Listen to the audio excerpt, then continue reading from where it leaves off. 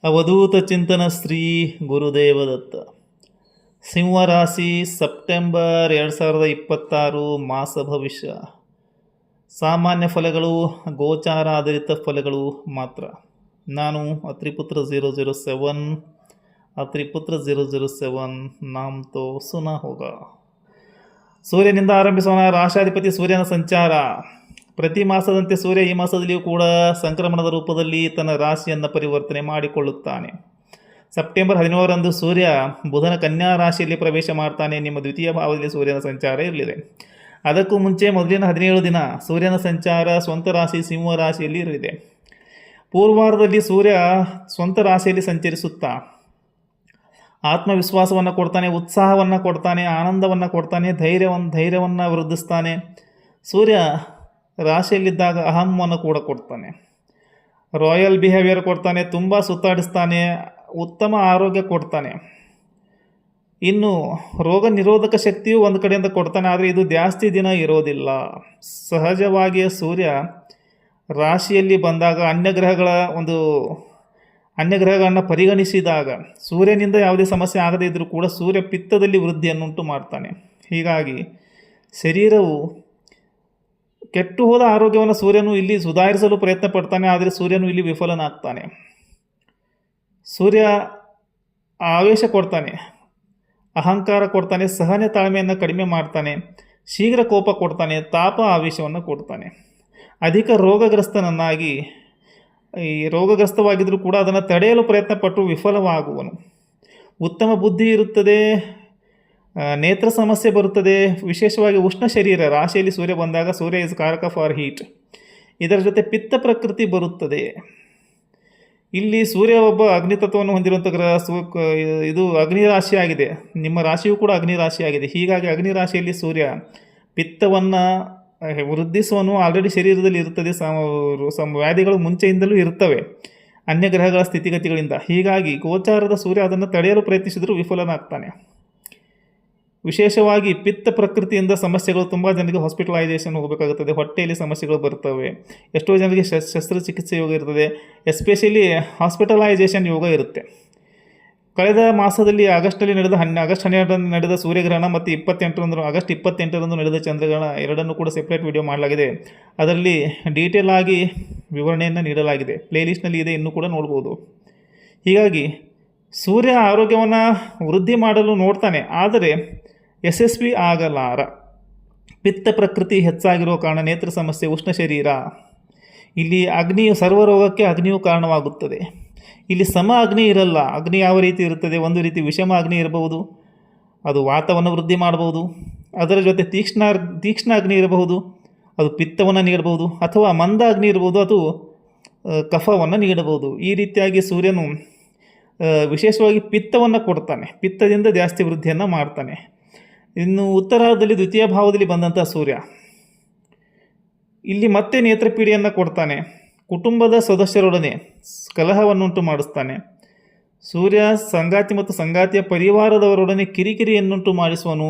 ಇಲ್ಲಿ ಕಲಹವಾಗುತ್ತದೆ, differences of opinion ಬರ್ತವೆ. Husband and family, wife and family, spouse and family. ಸಂಗಾತಿಯ ಪರಿವಾರದವರೊಡನೆ ಒಂದು ರೀತಿಯ ಕಲಹ, ಕಠೋರ ಮಾತುಗಳು ನಿಮ್ಮ ಬಾಯಲ್ಲಿ ಬರ್ತವೆ. ನಿಮಗೆ ಪೇಷನ್ಸ್ ಇರಲ್ಲ, ಸಹನೆ ತಾಳ್ಮೆ ಇರಲ್ಲ. ಇಲ್ಲಿ ವ್ಯಾಧಿಗಳ ಕಾರಣ ಆರೋಗ್ಯ ಹದಗೆಡುವಂಥ ಸಾಧ್ಯತೆ ಇದಕ್ಕೂ ಒಂದು ಮೂಲ ಕಾರಣವಾಗಿರುತ್ತೆ. ಮಾತನಾಡುವಾಗ ಸ್ವಲ್ಪ ಎಚ್ಚರಿಕೆಯಿಂದಿರಬೇಕು. ಸೂರ್ಯ ನಾಲಿಗೆಯನ್ನು ದಾರಿ ತಪ್ಪಿಸ್ತಾನೆ ಇಂತಹ ಗ್ರಹ.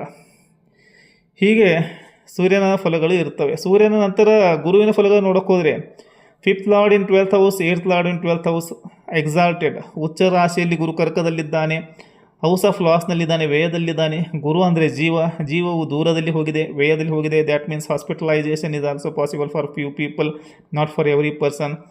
ಆದರೆ ಇಲ್ಲಿ ಏನಾಗ್ತಾ ಇದೆ, ಜೂಪಿಟರ್ ಎಲ್ಲಿರ್ತಾನೆ ಆ ಭಾವವನ್ನು ಎಕ್ಸ್ಪ್ಯಾಂಡ್ ಮಾಡ್ತಾನೆ. ಹೀಗಾಗಿ 12th ಹೌಸನ್ನೇ ಎಕ್ಸ್ಪ್ಯಾಂಡ್ ಮಾಡ್ತಾನೆ. ರೌಪ್ಯ ಪಾದ ಪ್ರಭಾವ ಇರುವುದರಿಂದ ಆರ್ಥಿಕವಾಗಿ ಸಮಸ್ಯೆಗಳು ಬರಲ್ಲ, ವ್ಯವಸ್ಥೆಗಳಾಗ್ತವೆ. ಆದರೆ ಆರೋಗ್ಯವನ್ನು ಹದಗೆಡಿಸ್ತಾನೆ. 5th lord in 12th house, 8th lord in 12th house. ಇಲ್ಲಿ ಸಂತಾನದ ಜೀವನದಲ್ಲಿ ಕೂಡ ಪರಿವರ್ತನೆ ಇರುತ್ತದೆ. ದೂರ ಪ್ರವಾಸ ಯೋಗ ಸಂತಾನಕ್ಕಿರ್ಬೋದು. ಇನ್ನು 8th lord in 12th house, ಇದು ಓಕೆ, ಸರಳ ವಿಪರೀತ ರಾಜಯೋಗ ಬರ್ತದೆ. ಆದರೆ ಇಲ್ಲಿ Guru he will bring sudden changes, some favourable changes also there in domestic life. ಅದು ಇಲ್ಲಿ ಏನಾಗ್ತಾ ಇರುತ್ತೆ ಅಂದರೆ ಸಮ್ ರೀಲೊಕೇಶನ್ ಅಥವಾ ಬಿಗ್ ಎಕ್ಸ್ಪ್ಲಾನ್ಷನ್ ಇನ್ ಹೋಮ್ ಅಥವಾ ಚೇಂಜಸ್ ಆಗ್ತದೆ. ಇದರ ಅರ್ಥ ಏನಾಗ್ತಾ ಇರುತ್ತೆ ಅಂದರೆ ಪರಿವರ್ತನೆಗಳು ಬರ್ತವೆ. ಮನೆ ಬಿಟ್ಟು ಮ್ಯಾಕ್ಸಿಮಮ್ ಜನರಿಗೆ ಇದು ಏನು ಮಾಡ್ತಾ ಇರುತ್ತೆ ಅಂದರೆ ಸಡನ್ ಹಾಸ್ಪಿಟಲೈಸೇಷನ್ ಯೋಗ ಕೊಡುತ್ತೆ.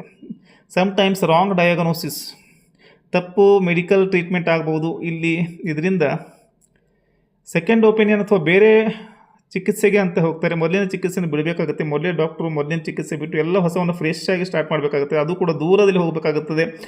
ಗ್ರಹಣಗಳ ಫಲಗಳಲ್ಲಿ 6 ತಿಂಗಳ ಪರಿಣಾಮ ಇರುತ್ತೆ. ಇದನ್ನು ಕೂತು ಡೀಟೇಲಾಗಿ ಹೇಳಿದ್ದೀನಿ ಏನೇನಾಗುತ್ತೆ ಅಂತ. ಸೂರ್ಯಗ್ರಹಣ, ಚಂದ್ರಗ್ರಹಣ.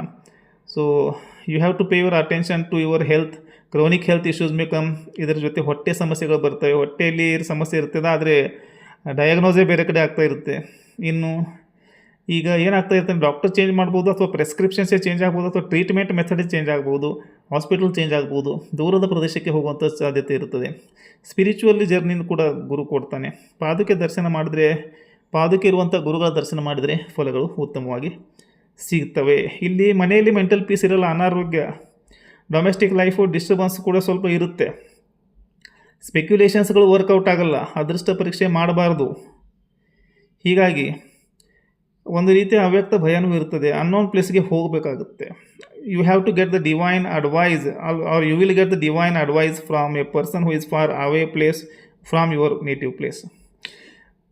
ವ್ಯಯಭಾವದಲ್ಲಿರುವಂಥ ಗುರು ಅಂದರೆ ಜೀವಕ್ಕೆ ಒಂದು ರೀತಿಯ ಬಂಧನ ಇರುತ್ತದೆ. ಶರೀರ, ಮನಸ್ಸು, ಆತ್ಮ, ಜೀವ ಎಲ್ಲವೂ ಕೂಡ ಒಂದು ರೀತಿಯ ಭ್ರಮೆ ಅಥವಾ ಬಂಧನಕ್ಕೆ ಗುರಿಯಾಗುತ್ತದೆ. ಗುರುವಿನ ನಂತರ ಬರುತ್ತೆ ಕುಜನ ಒಂದು ಸಂಚಾರ.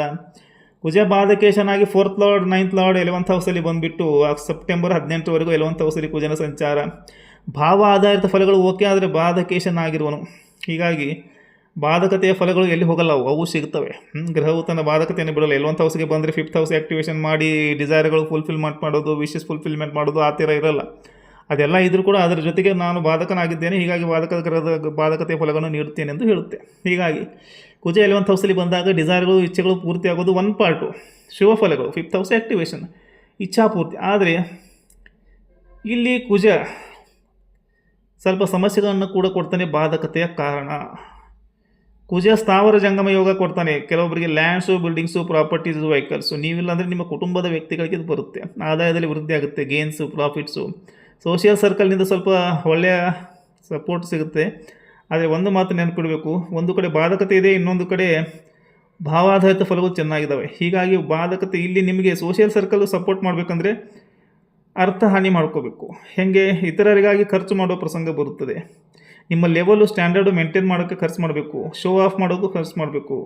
ರಾಯಲ್ ಬಿಹೇವಿಯರ್ ತೋರಿಸ್ಬೇಕಾಗುತ್ತೆ. ಇಲ್ಲಿ ನಿಮಗೆ ರೆಪ್ಯುಟೇಷನ್ ಕಾಯ್ಕೊಳ್ಳಲು, ಸ್ಟೇಟಸ್ ಕಾಯ್ಕೊಳ್ಳಲು ಖರ್ಚು ಮಾಡಬೇಕಾಗುತ್ತದೆ.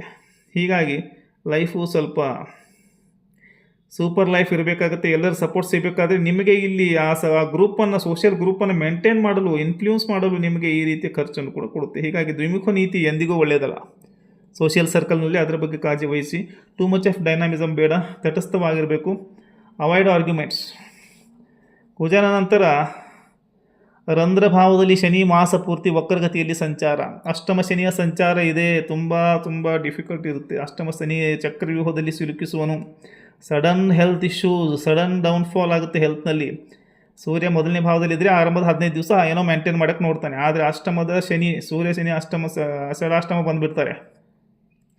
ಹೀಗಾಗಿ ಅಷ್ಟಮ ಭಾವದ ಫಲಗಳು ನಿಧಾನವಾಗಿ ಸಿಕ್ಕರೂ ಕೂಡ 6th ಲಾರ್ಡ್ ಇನ್ 8th ಹೌಸ್, 7th ಲಾರ್ಡ್ ಇನ್ 8th ಹೌಸ್ ಗೆಟಿಂಗ್ ರಿಟ್ರೋಗ್ರೇಡೆಡ್. ಮಾಸ ಪೂರ್ತಿ ರಿಟ್ರೋ.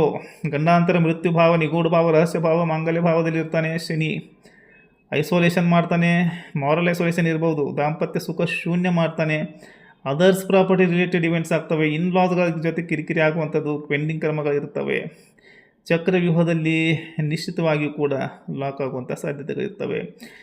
ಇಲ್ಲಿ ಸಮಸ್ಯೆ ವ್ಯಾಧಿ ಏನಿರುತ್ತೆ, ವ್ಯಾಧಿಯ ಸ್ವರೂಪ ಗೊತ್ತಾಗಲ್ಲ. ಶನಿ ರೋಗಕಾರಕ, ನೈಸರ್ಗಿಕ ರೋಗಕಾರಕ, ನಿಮಗೆ ಮಾರಕ ಮತ್ತು ರೋಗಾಧಿಪತಿ ಎರಡೂ ಕೂಡ ಇದೆ. ಹೀಗಾಗಿ ವ್ಯಾಧಿಗಳು ರಹಸ್ಯವಾಗಿರ್ತವೆ. ಅವುಗಳ ಸ್ವರೂಪ ಬೇಗನೆ ಡಿಟೆಕ್ಟ್ ಆಗಲ್ಲ, ಡಯಾಗ್ನೋಸ್ ಆಗಲ್ಲ. ರಾಂಗ್ ಡಯಾಗ್ನೋಸ್ ಆಗ್ಬೋದು, ವ್ಯಾಧಿಗಳು ಬೇಗ ಡಿಟೆಕ್ಟ್ ಆಗೋಕ್ಕೆ ಸಾಧ್ಯ ಇಲ್ಲ. ಪ್ರಾಬ್ಲಮ್ಸ್ ವಿತ್ ಮಾತೃವಂಶ ಅದರ ಋಣ ಇರುತ್ತದೆ. ಸಂಗಾತಿಯ ಋಣ ಇರುತ್ತದೆ. ಸಂಗಾತಿಯ ನಡೆ ವಿಚಿತ್ರವಾಗಿರುತ್ತದೆ. ನಿಗೂಢ ನಡೆ ಇರುತ್ತದೆ. ಸಂಗಾತಿಯ ಜೀವನದಲ್ಲಿ ರಹಸ್ಯಮಯ ಪರಿವರ್ತನೆಗಳಿರ್ತವೆ. Some major changes are expected. ಗುಪ್ತ ಶತ್ರುಗಳು ನಿಮಗೆ ಕಾಟ ನೀಡುವರು. ಗುಪ್ತ ವ್ಯಾಧಿಗಳು ನಿಮಗೆ ಸಮಸ್ಯೆಯನ್ನು ನೀಡುವವು. ಡಿಟ್ಯಾಚ್ಮೆಂಟ್ ಇರುತ್ತದೆ.